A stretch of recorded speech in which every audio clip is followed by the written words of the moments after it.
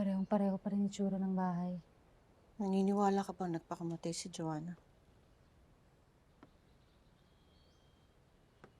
Suicide daw po, sabi ng mga pulis.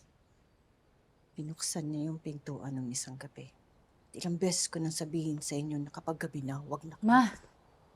Huwag na nating pakomplikahin. Kung anong sinabi ng mga pulis, yun ang nangyari. Kailan ka ba maniniwala sa akin?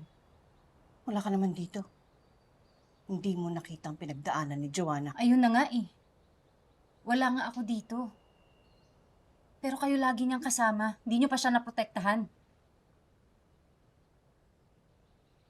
Huwag na nating pagtalunan to. Pagtalunan kung paano namatay ang kapatid mo? Paano natin maiiwasan? Gusto mo malaman kung ano sa tingin ko nangyari? Sa tingin ko, nabaliw yan si Jo. Pinalaki niyo kaming puno ng takot dahil sa mga kwento niyo. Hindi niya kinaya, kaya mas ginusto niya na lang na mamatay. Kalimutan niyo na yata kung paano nangyari sa tatay niyo. Tama na.